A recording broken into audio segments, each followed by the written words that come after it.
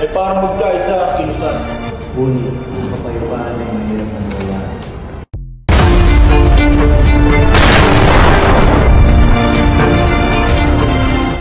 Walang kuwang ang mga bulag sa gabinete na ito.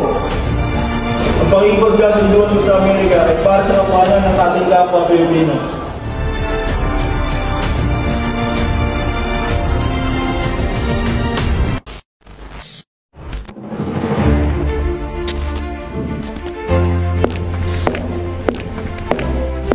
Don Emilio Aguinaldo, alam kong kababalik mo lamang mula sa pamahalaang diktatorya. Ayaw bang subukan ito? Nuestra patria Filipina. Mahal ko ang bansa, ngunit hindi ko kakayanin na makita ang pagluluksa ng bawat isa. Tantos tesoros guardia en su lar que tientan al hurtador, y es por eso que los sajón. Ang layunin natin ay isa. Lahat tayo ay karapatang lumayan mula sa sistema. Ngunit hindi pagiging makabayan ang paniniwala sa mga matatamis na salita. Ang tunay na anak ng kalayaan ay hindi pumapayag magpagapos sa kamay ng kaaway.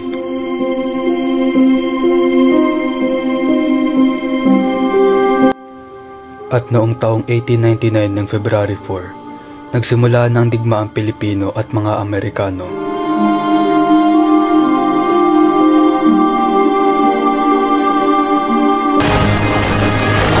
Unleash hell!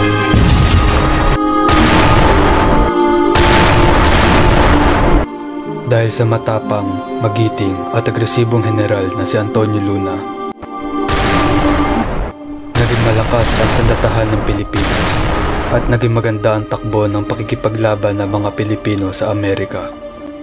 Ngunit noong June 5, 1899, pinatay na mga miyembro ng himagsikan si General Luna sa plano ng presidente.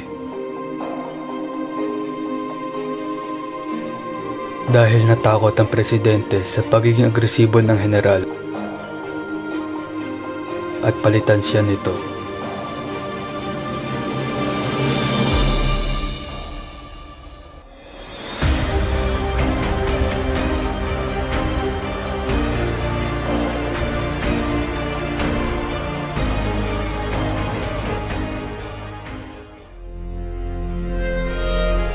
Ganito ba talaga ang tadhana natin?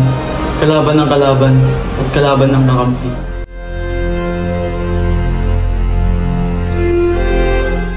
Matapos ilibing ng mga miyembro ng Kawit Cavite si General Luna, sumunod dito ang hakbang pasulong ng mga Amerikano sa Pilipinas. And yet, you killed the only real general you had. Kung ang pagsakop ng mga Amerikano ay isang panaginip na ayaw nang maulit ng mga Pilipino,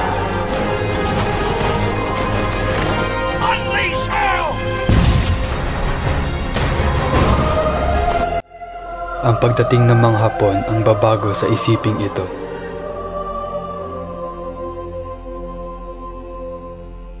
Kaliwat ka ng patayan, babae at lalaki, bata o matanda, lahat ay walang awang pinagpapatay.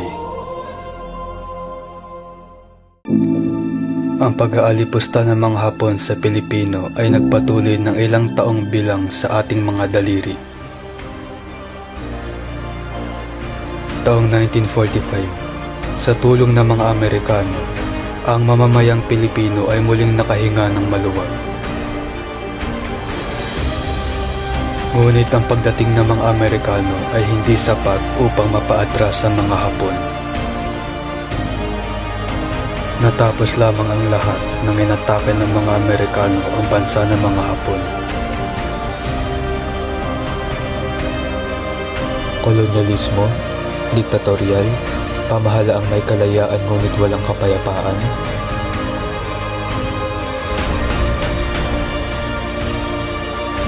Mula sa pagtraidor kay General Luna at pagpatay kay Andres Bonifacio, tunay ba na ang kalayaan ay malapit na mata mo?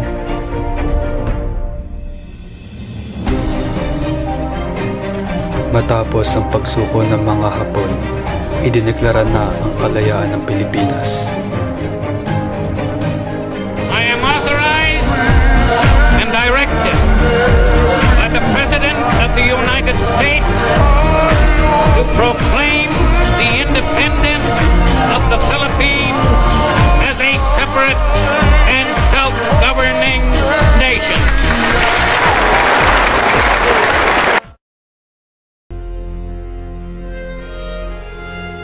Sa ngalan ng buong Pilipinas, ang ating karapatan makapamuhay ng malaya ay hiwalay sa kapangyarihan ng Espanya.